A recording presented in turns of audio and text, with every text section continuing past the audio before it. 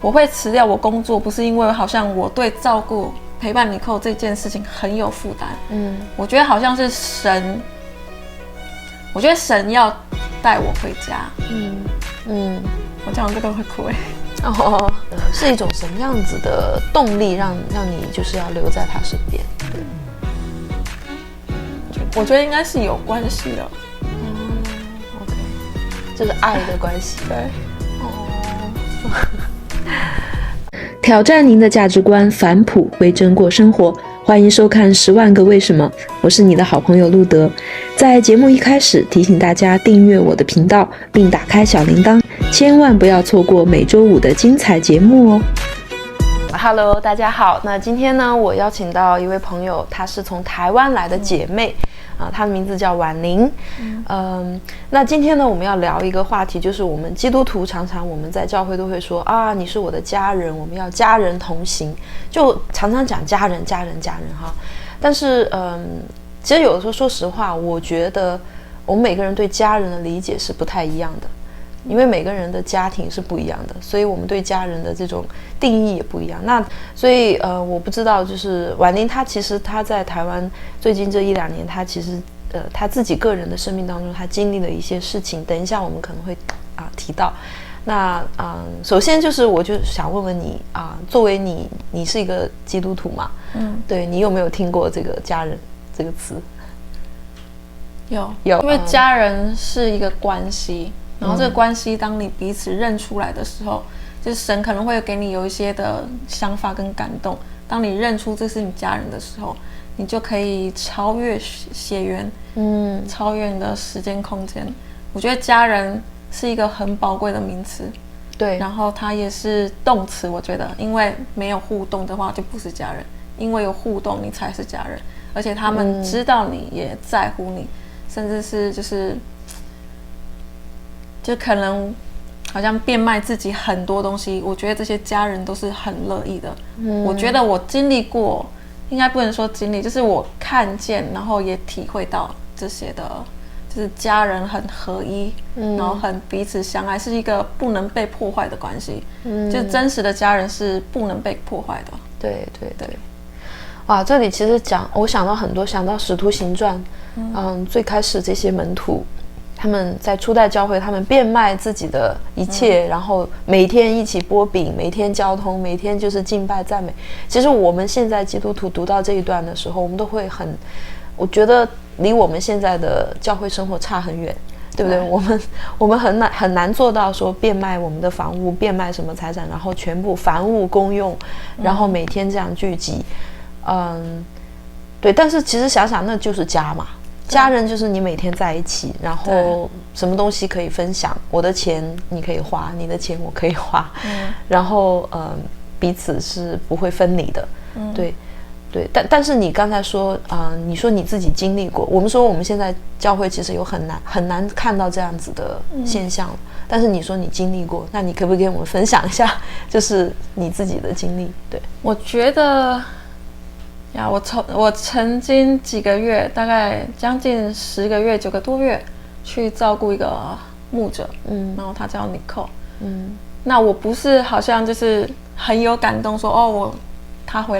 来到台湾，他需要治疗，所以我就把我所有的事情都放下来，就是陪伴他。我觉得是有一些的挣扎，其实前面我很多的，应该说有很多快崩溃。因为我觉得照顾一个病人不容易，陪伴一个病人不是那么容易的事情。你以前陪伴过吗？没有，完全没有。对，所以有很多就是心理的挣扎，然后又看到现在 social media 很流行，就是朋友圈啊，他们就会发说，我去哪里吃饭啦，我跟谁去玩啦，我有什么样的聚会，就是这些东西。在那段时间，我开始这些东西好像跟我疏离了。以前这是我的生活的一部分，但现在我好像必须全部放下。然后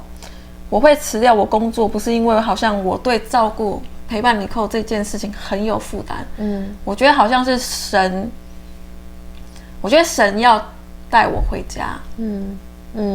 我讲这个会哭好，我先插播一下，我觉得可能有一些人不太知道谁是尼寇。尼寇她是一个台湾的牧师，很年轻一个女牧师。那她之前是在美国念书，后来就是在美国这边国际祷告殿服侍，也算是一个蛮有恩赐、蛮有才干的一个女牧者。很多台湾的牧师都认识她啊，她是蛮有影响力的，在我们特别是年轻的华人基督徒当中。所以而且他自己本人也是讲了很多关于末世的心腹信息。那婉玲她认识尼寇是因为婉玲之前也来美国念过这个学校，就是学习这个末世信息。那当然后来尼寇她回到台湾，就可能我不知道你们是怎么联系上的哈，反正就是找到你，然后刚好她又生病，是癌症末期了，算是蛮严重的。那婉玲这个时候就决定要来照顾他。对，我觉得前面其实我没有想过这件事情，我只是觉得就是他在台湾，那我们有几个人一起轮流，那我就是 booking 我的时间，我可以的时间，我去陪伴他，去陪他，如果他有什么需要，我可以去帮忙。我们早期是这样子的模式，我想说，这样子大家分散一点注意力，分散体力。我觉得这样蛮轻松的，对，然后也是我觉得我做得到的，但是当有一些人开始慢慢有一些事情慢慢的离开的时候，我的时间就变得更长，那更长我也不可能把他一个人放下，所以我就也是很勉强，就是慢慢的去陪伴，因为时间越来越长，可能有时候连续好几天，或者甚至整个礼拜，对，所以我觉得我好像。我曾经有跟尼寇谈论到这件事情，我们有一次在聊，我就说我好像莫名其妙的变成是一个照顾者的角色，就是我不是好像一开始这是在我们的计划里面，但是那时候我觉得我没有那么多的想法或者是说感动，我觉得是神透过他带我回家，就是慢慢的把我拉回来，因为我觉得我很像孤儿。所以你那个时候是什么样的情况？你有自己的工作，然后你有教会嘛？你还是有教会生活，有弟兄姐妹，有关心你的人。为什么你觉得你是孤儿？因为我觉得就是因为我的家庭其实很困难，就是如果听说过我的家庭的话，可能会觉得怎么这么苦，这么的难。所以我的爸爸妈妈其实很早就离开我。我妈妈虽然是2年多前过世，但是他其实出车祸已经有10多年，所以其实我们21、22岁我们就开始独立生活，就是靠自己养活自己这样。对，所以很多时候我不知道怎么当女儿。对，哇哦，不知道当女儿，但是你照顾尼寇，其实是在你所有做的都是一个女儿做的。对，就是我觉得可能神看我就觉得好像。你该回家了，不要再一直在这个孤儿的一个生活思维里面环绕。所以尼寇就跟我讲说，他好像看到我一直在绕圈圈，好像一直在走过去的路，就是神其实要给我丰盛，但是我好像找不到那个丰盛的路口，所以我进不去。但是我觉得神好像就把尼寇放在我旁边，然后慢慢的把我拉回来，拉出来。对。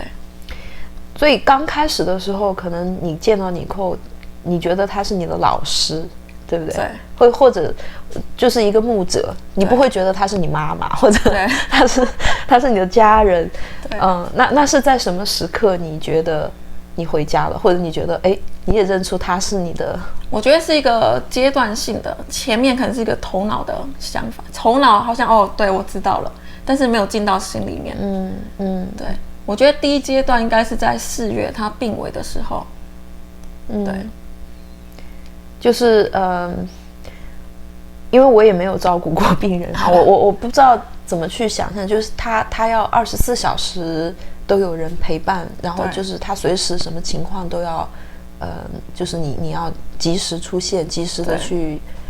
应对。对 ，OK。所以在他4月病危的时候，就是我觉得我好像不能离开他了。所以你心里面对他是那种，你觉得是同情吗？是 compassion， 是那种怜悯吗？还是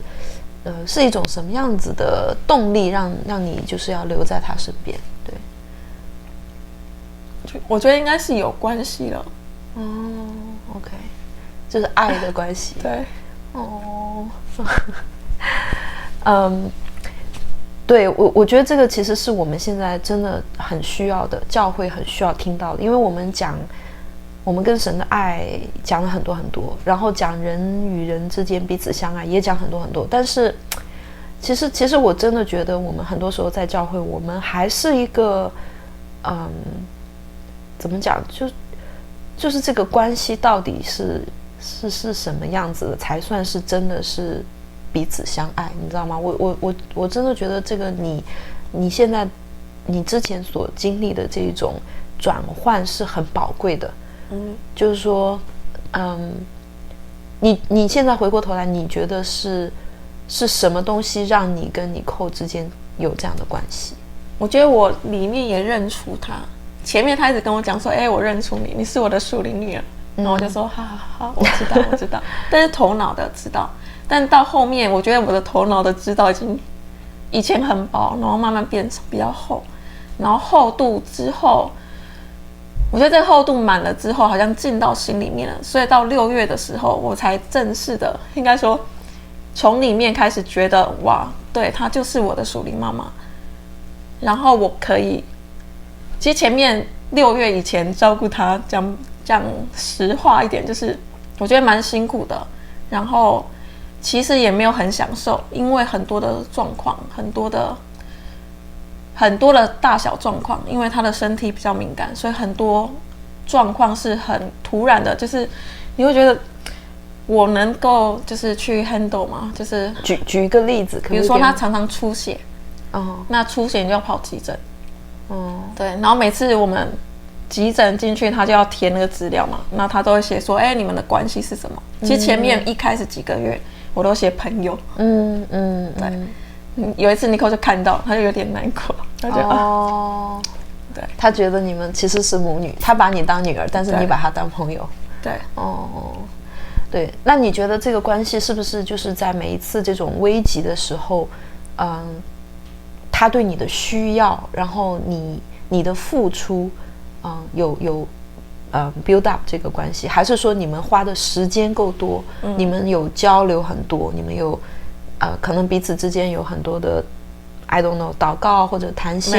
没有我们其实因为生病已经很难受了，所以他很多时间其实在休息，我是等他状况好一点，有时候我们会聊天，但是其实我们没有，他可能很多时候他都在祷告在灵里，但他不想要给我压力，所以我就觉得就是所以我就做我自己想做的，然后我就很多的忙碌，因为我那时候还有工作，就是我白天去工作，晚上回家陪他，或者是在医院陪他，对，所以白天其实3到4月多的时候，有一个妹妹她会来帮我们，所以我就可以出去工作，然后她就来。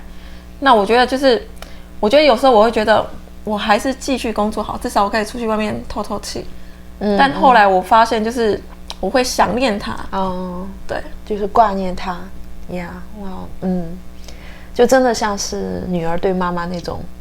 挂念哈。对，那你说你之前你跟你妈妈其实关系没有很好，应该说没有很深，因为我妈妈很忙，那她在我22岁或21岁的时候，她就出车祸，所以她其实是植物人，哇哦，所以她就一直躺到2020年她离开的时候，所以其实我们没有太深的关系。你没有去照顾她？没有。因为我们就我的家人就是把他安放到养护中心，所以我们其实就是回高雄，然后在家里的时候会去每天去陪他去看他。那我那时候在台北，所以我就不能每天去，但我回高雄就会先去找他，就是我们就变成这样子的一个互动模式而已。所以照顾人其实我没有经验，对，但是你会想他吗？你会还是会想到，因为毕竟有关系，是，对。那Nicole这个又不太一样，就是你好像陪伴他，陪伴到有一个关系了，有一个感情了，一个情感。对，哇，你刚才讲到一个点哈，你说你是有点莫名其妙的就变成这样一个陪护者。通常我们讲进到一个关系，可能我们都需要有一个，我要有一个决定，我今天决定委身啊，我要就像这种就是感情的关系做男女朋友也好，或者要嫁人这个结婚也好，都是会需要，我已经决定了，但是好像也有人就是莫名其妙的就嫁给这个人了，莫名其妙的就当了妈了，你知道，她没有决定她要生小孩，她就莫名其妙怀孕，然后莫名其妙就生小孩，莫名其妙就当了妈，然后通常这种都会有一点 shock， 就是会觉得我没有选择啊，怎么会突然就对，就是我好像只剩下这条路可以走，当时的状态，所以。你又想要，对，我其实有一点想要逃，但是我又不放，就是放不下他一个人，所以我又只能好像勉强自己，或者是把自己撑起来，然后就是还是去面对，然后还是去陪伴。所以前面我觉得是一个，我觉得上帝可能也透过这个，他知道可能我很像以色列百姓印着金像的百姓，就是很多时候我很会逃，我很会就是闪远一点，就是对，所以我觉得上帝也透过这样，好像一次一次又把我拉回来，就是真的是回到家里面。对，所以我觉得在6月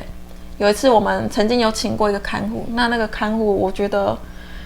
就是他给我们带来很多的麻烦跟问题，然后他又就是让我跟尼寇之间有一个分裂吗？也可以这么说，因为他就说，尼寇很讨厌我，不想要看到我。那他可能跟尼寇讲说，就是我很累，我需要休息，所以他就跟我们讲说，就是你们先不要碰面之类的。但有一次，后来我就可以进到医院了，因为他那时候在医院，所以我进不去。我每天都去说你什么时候出来，但是因为尼寇没有力气拿手机，所以他看不到我的讯息。所以我们2个都被蒙在鼓里。哇，听起来有点像这个仇敌的这个搅扰哈，还是对，所以后来我就觉得，所以我那时候就发现，好像那个关系进到心里，所以从那个时候开始，你就不会再想逃了，你就认了，就说我就是神，就是让我来做这件事，对，好像这件事情变成我的责任，我觉得家人就是你关系是要建立的，然后不要彼此的猜疑，互相的支持，然后就是把一个合一放在我们当中。对，即使我们之后我回台湾，他还在美国，那我们的关系还是一样的。对，就是我可以在很多的事情上彼此的支持，他有需要我支持他，然后我有需要他也支持我。我觉得家人就是不管他在哪里，你都可以认出他，而且愿意继续跟他保持关系，然后继续的建立关系。对。然后他也了解我的心里在想什么，那我也可以去了解他的心里在想什么。就是我们就是很敞开，就是我可以跟你讲我的事情，我可以跟你讲我的计划，我可以把我有的给你。同样的，他也是这样子的对我。所以我就觉得，家人的关系是没有一个利益的，即使我们没有血缘关系，但是家人的关系是没有一个利益的分配，是就好像刚才一开始讲的，我们可以房屋跟共用，我们可以互相的把我们有的拿出来支持。对。那你觉得家人跟朋友有什么不一样？我觉得朋友就是你的是你的，我的是我的，但是家人当然也有说，你的是你的，我的是我的，但是我觉得好像在一个更深的关系的里面的时候，很多事情就不会再分你跟我，因为这些东西，我觉得关系比这些的分配更重要，因为你看重的是你们的合一关系，就是你们的爱的关系，就是彼此相爱、彼此信任、彼此支持的一个关系，你就不会分你跟我。虽然还是会有他自己私人的，有我自己私人的，但是我们可以愿意把我们有的提供出来。就是不会再想说这个只是归于我，然后这个只是归于他。对。但我想到一个，就是说朋友通常是我们选择我们有选择的。我喜欢这个人，我跟他成为朋友，或者说我们有很多共同的兴趣、共同爱好，我们可能就是一起去上个什么课，然后变成朋友。就是我们有一些很多的共同点，个性上面很合啊，或者怎么样变成朋友。但是家人其实不一定啊。其实像我跟我爸或者我跟我妈，我们不一定是有共同兴趣爱好的，对，我们不一定是有共同的个性，我们可能有很多不同，而且有很多冲突的，对，然后甚至是就是我如果在一群人当中，我不会去选我爸爸那种人做我的朋友的，但是呢，他又是我的爸爸，他又是我的妈妈，他就是我的家人，我又必须要爱他，我必须要跟他有关系，就是必须要花时间跟他在一起。所以其实我觉得家人比朋友更难做。对，因为家人有时候就是你可以把你的他可以看到你更深的东西，比如说你的黑暗面啊，你的一些的就是跟他很不一样，甚至他觉得你怎么会这样子的做法，这样子的想法，就是很多东西有时候是相敌对的，但是你又必须要去拥抱他，就是说你不能跟他切断这个关系。对，朋友是 OK， 那拜拜，我们就是可能这段时间一起走过，但是走不下去了，我们就不要做朋友。但是家人是不行的，家人是基本上，我觉得家人是有一个盟约关系，就好像直系关系它有一个血缘，那属灵也有一些直系的 DNA、直系的血亲。对，就我们好像变成一个在灵里面一个直系的血亲一样。对，哇！所以其实神对我们要求很高啊，就是说我们是弟兄姐妹，不是朋友。他没有说你们信我，你们就彼此变成朋友。他说你们彼此变成弟兄姐妹，变成家人这个其实是我觉得是蛮高的要求，就是我们要放下我们很多的自我，放下我们很多的偏好，我们就是要定义去选择，去跟他同行，跟他在一起，跟他合一。我觉得这个是就对家人的定义哈。另外一个就是我想到就是你的例子，其实是需要共患难。我觉得不是只是敬拜赞美很开心，然后就是教会活动爬山啊，什么吃个饭啊，大家好像就变成家人。我觉得其实要经过就像你的这种挣扎，然后经过一些的甚至是真的在各方面肉体上精神上的一些就是一些付出，一种因为你付出了，你才会真的会，就像妈妈好像要生了孩子，她才会知道这个爱是什么样一种爱，就是这个是一种付出的爱。所以我觉得可能我们教会弟兄姐妹之间，如果真的要有家人的关系的话，我们必须要去付代价。对，我觉得关系是需要刻意经营的，因为如果你没有经营，即使是再深的关系，它都可能会就是很多的可能也不会持久。对，因为我觉得就是因为还有加上现在很多的人言可畏，或者是说就是很多资讯爆炸，你会听到很多的讯息。对，所以在这些讯息里面，如果你没有关系，没有刻意建立关系，你们之间是不会有一个信任。那你没有信任，这关系很容易被破坏。对，就好像你刚刚讲那个护工在你们中间挑拨离间的时候，对，如果那个时候你们就听信了他的话或者怎么样，你们就因为我的个性就是我要你亲口跟我讲，如果你真的是这样的想法，所以有时候我就问，我一进去病房的时候，就是我们被分离，然后进去病房的时候，我就问尼克说：“你讨厌我吗？你希望我在这，还是希望离开？”然后他说：“我巴不得你赶快来。”然后我就说：“你都没有看我的简讯，所以我完全进不来。”其实我觉得你讲这个也在教会里面很常见，就是说两个人之间本来没什么的，但是就是因为中间有些人在那边传舌传来传去，然后就变成两个人就不见面不来往不讲话了。很多时候是没有那个勇气去对峙，就像你说你会一定要当面的问尼寇你讨厌我吗？但是很多人不敢这么问的，很多人都觉得说好像别人说这个人讨厌我，我就真的觉得他讨厌我了。很多人都会有这种，其实这个又牵扯到自我形象的问题，对不对？很多人都是因为他可能他自己觉得他不够好，或者是他哪方面做得不好，他就会有这个自己有一个潜意识，就是这个人他不喜欢我，他讨厌我，所以别人在讲的时候，他就你看，我就想的没错，就 confirm 这个人就是不喜欢我，所以我觉得很多时候也是要回到我们自己跟神的关系，然后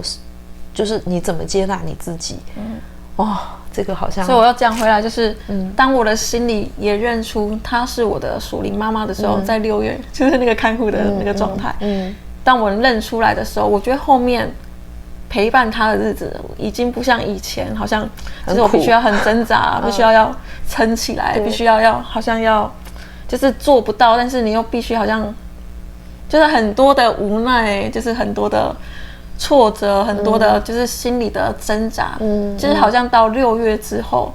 那个东西完全的慢慢在消失。我不能说马上就立刻消失，但是我们的关系变成很享受的关系。所以你常跟我讲说，我有时候身体不舒服啊，有一些小情绪啊，你都没有不开心。前面他可能会感受到我不开心比较多，是后面他就跟我讲说，我好像感受不到你的情绪的感觉。然后还是很微笑的去面对他，我就说，因为我就看你很辛苦，很痛苦，对，所以我也很心疼你，我就不会再把我的情绪丢给他。对，这个也是，就是说学习怎么样去从他的角度去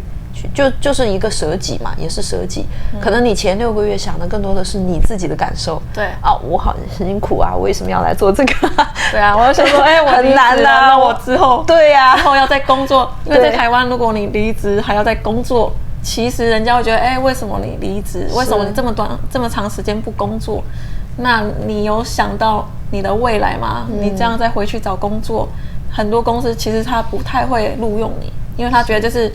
你会不会就是很不能吃苦啊之类的。所以其实我前面也想到这个，说对。那我自己对想到很多自己，但是后面我就觉得，好像神给我另外一个创意跟梦想，去做我自己可以做的事情。好像过去我从这个职场离开，那个职场其实对我而言，我觉得我也蛮痛苦的，因为有很多的扭曲，有很多的言语，就是让我是很不舒服的。但是我当时是为了。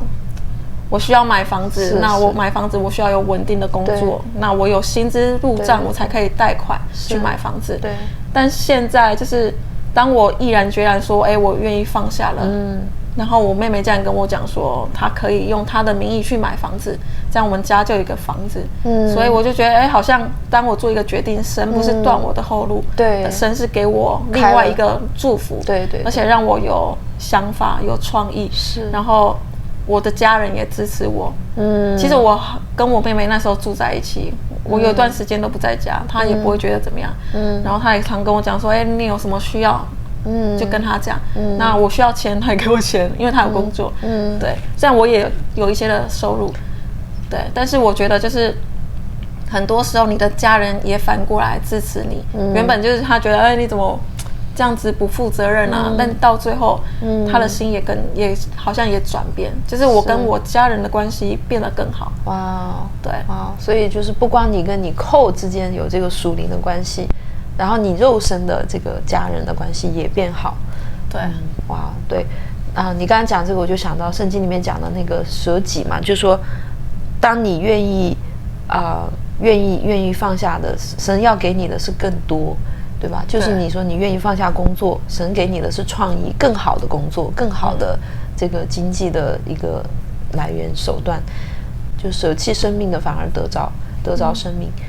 呀。这个就是一个圣经的真理，在你身上有这样子活出来。对啊，但这个过程是很不容易，6个月，哇，对。其实我也觉得这个可以 apply 到很多其他的关系。对，就是婚姻关系啊，亲子关系，很多关系其实都是会，真的就是需要有一个同理心，是站在他的角度，对，去想，对，就不再是想自己。想自己的话，我觉得2个人怎么样都不可能真的就是和谐，因为就是每个人都会就是不一样嘛。你想自己的话，永远都没有办法真的去爱。但是如果能够愿意放下自己，去考虑神的心肠，就是我想你可能在后面6个月也领受到父神对尼寇的那种心，所以你就会更加的怜悯，更加的体恤他的感受。对，我觉得他在很不舒服或者是很辛苦那段时间，有时候我都看到他，我有一次就质问他，就说：难道你都不会生气吗？上帝明明可以一句话就医治你。对。但他就说他连想都不想，他觉得神怎么动他就怎么走，但是他心里还是存着感恩。虽然他身体很多的病痛，很多的不舒服，有时候就要做一些侵入性的治疗，有些身体要扎洞啊什么的，所以他就是很多不容易，但是他心里，我觉得他一直在保守他的心，不要被环境、被身体的不舒服影响。哇呀，对，那呀，说到这个，我想可能也请你可以分享一下，就是你从尼寇生命中学到什么？除了这个以外，除了就是说他不被环境影响，还有没有什么是你可能之前他是你的老师，你知道他属灵的知识啊，圣经的知识很丰富，但是你现在跟他相处这么近距离的相处了将近10个月的时间，那你从他身上又没有一些我觉得他在这段很辛苦的日子，他虽然没有教我什么，可能也不会逼我说，你一定要读经祷告啊什么的。我就是过我自己想过的生活，只是我陪在他旁边。对，应该也不能说过我想过的生活，就是我没有很刻意去做某一些事情，基督徒会做的事情，我都不会刻意去做。因为我以前就是很不喜欢属灵这2个字，对，然后我就觉得这属灵很多宗教的灵，很多宗教框架，对，我就不想把自己变成一个属灵人，就是属灵兮兮的人，所以我就很害怕自己变成那样的人，所以我不太会刻意做某一些事情。但是我觉得在这段时间里面，我觉得虽然看起来好像是尼寇需要我帮忙，需要我陪伴，所以我去陪伴他，但是我觉得这样一路走来，好像神透过他就是他也在陪伴我，对 ，Yeah， 然后他也是，就神好像也把一个托付给他，就是带我回家，带你回家。好，那你现在觉得你回到家是什么样的感觉？就是我觉得有一种，你为什么觉得你现在已经回到家了？我觉得我应该进到家里面，但是要回到家需要建立关系，所以我现在需要做的是第2阶段，就是建立关系，不管是跟家人建立关系，或者是跟神建立关系。所以我现在已经进到家，所以我第1阶段完成，现在走第2阶段，就是建立关系。所以我觉得当你回到家的时候，你会知道说，原来我不是一个人在做很多的事情，我后面有一些家人，他们可以支持我，然后他们可以就是成全我，甚至他们可以就是好像为你打包票，就是这是我认识的人，这是我的家人，他现在要做一件事情，我们一起来支持他。对，尼寇常说你一直很用力在活，但是你都没有领受神的恩典。其实神很多的丰盛已经给你了，然后他也愿意，他已经都放在门口，但是你都不去走，你不去拿，那你都一直走自己的路，做自己的计划。可是在家里面的时候，我就可以这些计划，我虽然有计划，因为神给我们有梦想有计划，所以当我把这些东西分享出去的时候，他们可以来帮你祷告，为你查验，然后我们一起同行，然后让这件事情就是按照神的心意跟时间，我们一起来走，一起来做。就有些时候我觉得就是进入家有一个保护，有一个遮盖。对，其实这是我也在学习，或者也是在突破的地方。对，我觉得就是一个信任吧。我觉得过去可能因为种种原因，家庭或者怎么样，就是可能对人怎么讲，可能表面上信任，但实际上是不信任，就是不想要把自己的事情给人家去分担，因为总觉得怕麻烦别人啊，或者别人不懂啊，或者是你就觉得多一事不如少一事，少跟一个人讲就少一点麻烦。对，就是我不知道今天你听到这个我们的分享有什么感觉哈？可能你也在教会很多年，但是你仍然觉得你没有办法真的跟人建立这种家人的关系。就不管怎么说，我们其实是希望说今天的分享可以祝福到我们未来在不容易的这个环境战争也好，什么瘟疫啊，包括这个逼迫基督徒会面对的逼迫，在那个当下的时候，我们希望我们不是孤军奋战，我们需要家人彼此的 support， 彼此的鼓励，所以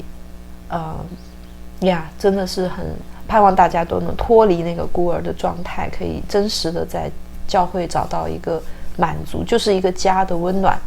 呀。我觉得教会其实就是一个家，对，不管就是你觉得这个教会多么的很多人觉得教会有很多问题，但是其实家也是有很多问题，每个人的家都家家有本难念的经嘛，对不对？所以教会其实也是这样子，有时候看到教会不完美，很多人就走了，那其实就是我觉得很遗憾，其实是需要在那个不完美的地方去 work on， 就是去沟通，去舍己，然后去克服那一些的困难，然后之后才会真的看到一个比较一个像这个圣经里面描述的教会的样子，而不是说我们一直看到教会问题我们就批判，就放弃，就离开，然后就开始去做浪子。那最后我也想说，婉玲也是我的家人，我们也是对，虽然认识时间很短但是我觉得我也是就感觉到我们在灵里面真的是姐妹，我们就是彼此相通的，不管我们认识时间多久，但是我觉得这个关系是永恒的，是可以存到永永远远的想到这个就觉得好奇妙，就是说这个关系是不会因为死亡隔绝，我们会有永生，在永恒里面我们都是一家人。哇，这个真的是最宝贵的，感谢主，谢谢婉玲今天跟我这样子的一个分享。好，那我们就祝福你可能顺便说一下，婉玲她有一个品牌，如果你有这个网站或者是有什么 link 的话，我们也可以放在这个视频的下面，大家也可以去关注一下，是基督徒的一个